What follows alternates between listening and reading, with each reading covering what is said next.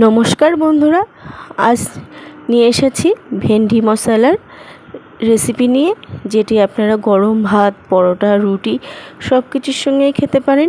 তবে চলুন বন্ধুরা, দেখে নিয়ে আমি এই ভেন্ডি মশলা কিভাবে বানালাম। তো এর জন্য প্রথমে একটা কড়াই গরম করে নিয়েছি।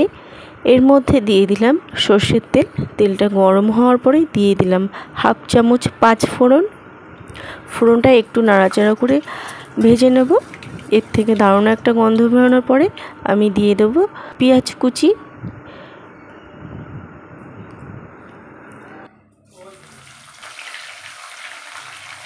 এটা একটু নাড়িয়ে চাড়িয়ে একটু 2 মিনিট মতন ভাজা করে নেব।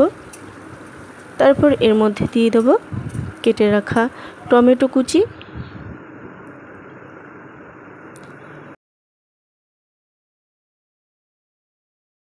একটু নাড়িয়ে মিশিয়ে নিলাম পেঁয়াজের সাথে।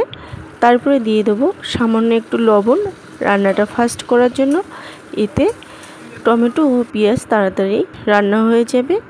এরপর আমি দিয়ে দেব আদা বাটা, রসুন বাটা আর এটা জিরে বাটা। আপনারা এখানে জিরের গুঁড়ো ব্যবহার করতে পারেন। আর কাঁচা লঙ্কা বাটা।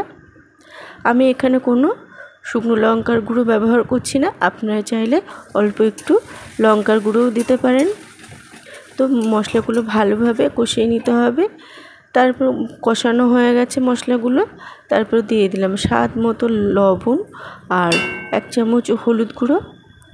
লবণ ও হলুদটা দিয়ে মশলাটা আরও 2 মিনিট ধরে ভালোভাবে কষিয়ে নিয়েছি। দেখুন মশলা থেকে তেল ছাড়তে শুরু করেছে। এই রকম অবস্থায় দিয়ে দিলাম কেটে রাখা ভেন্ডি। আমি বড় ভেন্ডিগুলো 3 টুকরো আর ছোট ভেন্ডিগুলো 2 টুকরো করে কেটে নিয়েছি। এবার ভেন্ডিগুলো দিয়েও মশলাটা ভালোভাবে কষিয়ে নিয়েছি। তারপরে দিয়ে দিলাম পরিমাণ মতন জল। জলের সাথে ভালোভাবে ভেন্ডিগুলো মিশিয়ে নিলাম। আর দিয়ে দিলাম 4টি কাঁচা লঙ্কা। দিয়ে আমি 10 মিনিট মতো রান্না করে নিলাম। দেখুন 10 মিনিট পরে ভেন্ডিটা হয়ে এসছে।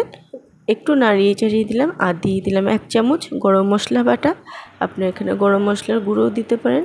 এবার ভালোভাবে মিশিয়ে নিয়ে আরও 2 মিনিট রান্না করে আমি নামিয়ে নেব। তো বন্ধুরা দেখুন রেডি হয়ে গেল ভেন্ডি মশলা। আপনাদের রেসিপিটা কেমন লাগলো অবশ্যই কমেন্ট করে জানাবেন। আবারও হাজির হব অন্য কোনো রেসিপির সাথে। সবাই ভালো থাকবেন, সুস্থ থাকবেন।